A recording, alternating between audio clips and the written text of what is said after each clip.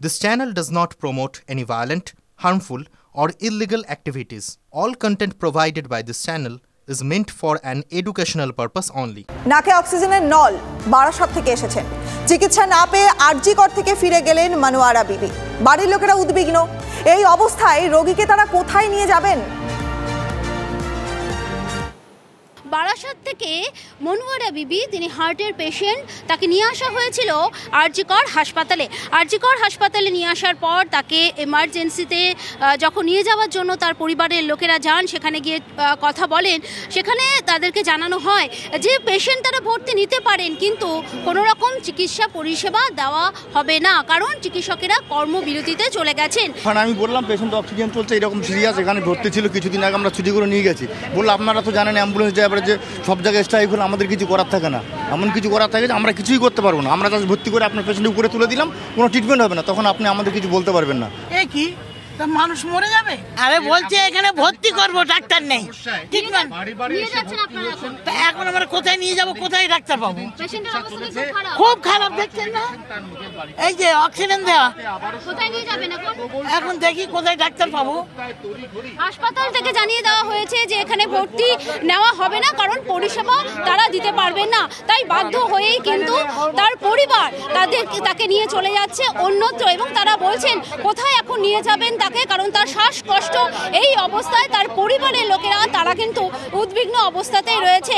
এবং যেটা জানানো হয়েছিল চিকিৎসকদের তরফ থেকে যে ক্রিটিক্যাল এমার্জেন্সি পেশেন্ট আসলে তাদের হয়তো ভর্তি করা হতে পারে, কিন্তু এই পেশেন্টকে, অর্থাৎ হার্টের পেশেন্ট শ্বাসকষ্ট অবস্থায় রয়েছে, তাকে কিন্তু রীতিমতো ফিরিয়ে দেওয়া হলো আরজিকর হাসপাতালে এমার্জেন্সি বিভাগ থেকে। ক্যামেরায় অমিত দাসের সাথে সোমা দাস, TV9 বাংলা, কলকাতা। তিলোত্তমার জন্য সুবিচারের দাবি, আন্দোলনের ঝাঁজ বাড়াচ্ছেন চিকিৎসকেরা। বহু মেডিকেল কলেজে বন্ধ করা হয়েছে ওপিডি পরিষেবা।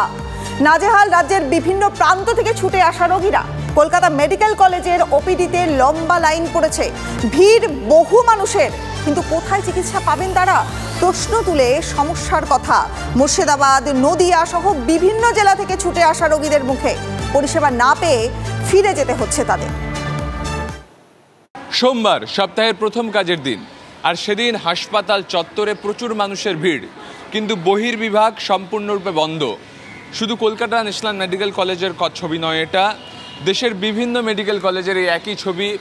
আরজিকরে যে নৃশংস ঘটনা ঘটেছে, যেখানে একজন কর্তব্যরত চিকিৎসক পিজি পড়ছিলেন যিনি, তার সঙ্গে যে ঘটনা ঘটে গিয়েছে তিলোত্তমার সঙ্গে, তারপর বহির্বিভাগ বন্ধ রাখার সিদ্ধান্ত নিয়েছেন চিকিৎসকরা, যারা হাসপাতালে সেবা পেতে, পরিষেবা পেতে এসেছিলেন, চিকিৎসা করাতে এসেছিলেন, তারা কিন্তু এসে ভিড় জমিয়েছেন ওপিডির সামনে, কারণ তারা জানেন না যে ওপিডি বন্ধ। তারা প্রত্যেকে চলে এসেছেন এবং এসে তারা নাজেহাল পরিস্থিতির শিকার হচ্ছেন, পরিষেবা পাচ্ছেন না।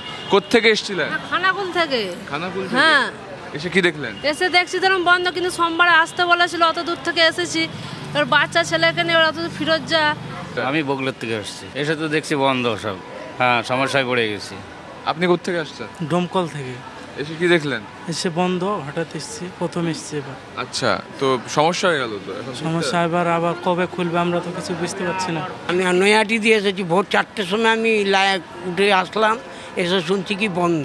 তা আমাকে এর মধ্যে আসলাম, তো বললো সোমবারে খোলা হবে, আপনি এসে এন্ট্রি করে ডাক্তার দেখাবেন।